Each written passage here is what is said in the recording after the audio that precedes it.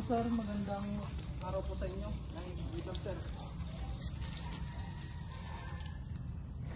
Ako nga pala si Police Master Sergeant Morla.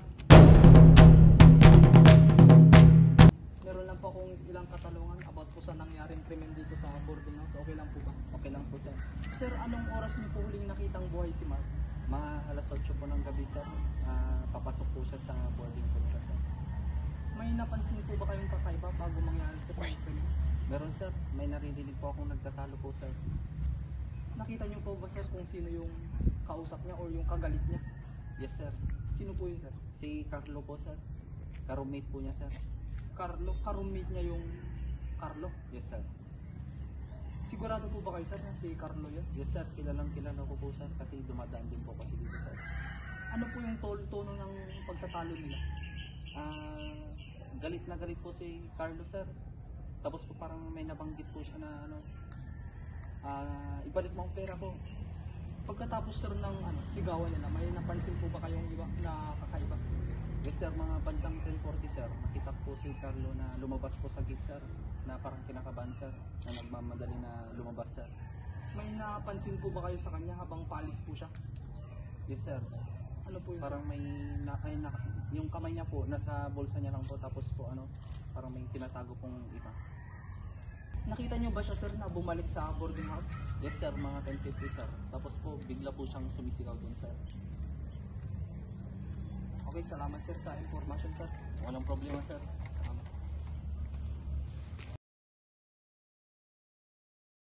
Tayo ngayon kung saan nangyari yung krimen sa pagpaslang kay Mark Anthony Valdez. So ngayon, iimbestigahan natin kung paano ba nangyari.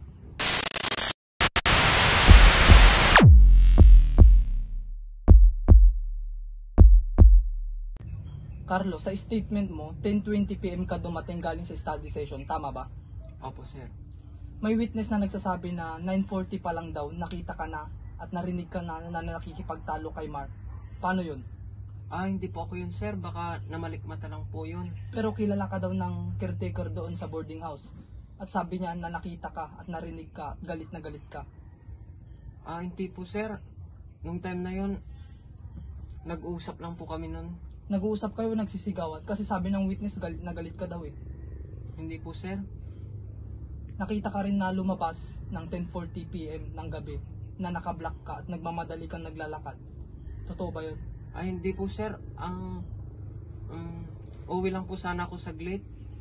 Sa likod ka dumaan papuntang basurahan, hindi ka sa gate dumaan. Ano yun, may uuwi ka ba o may itatapon ka? Nakuha namin ang murder weapon sa basurahan at nandoon na fresh pa yung fingerprints mo. Baka nahawakan ko lang po yun sir nung nagtapon ako sa may kusina. Yung kutsilyo ay nasa basurahan at andun na fresh pa yung prints mo doon.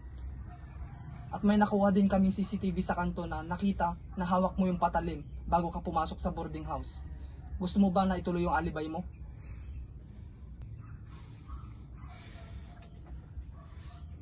Sir, siningil ko lang po kasi talaga yung 3,000 niya. Tapos, bigla po niya akong tinulak kaya ayun, nandilim po yung paningin ko. Ilang beses mo siyang nasaksak? Sa takot ko sir, 3 po ata or 4 ko na siya nasaksak. Bakit ka bumalik doon at nagkukunwari ka na bagong dating ka lang doon?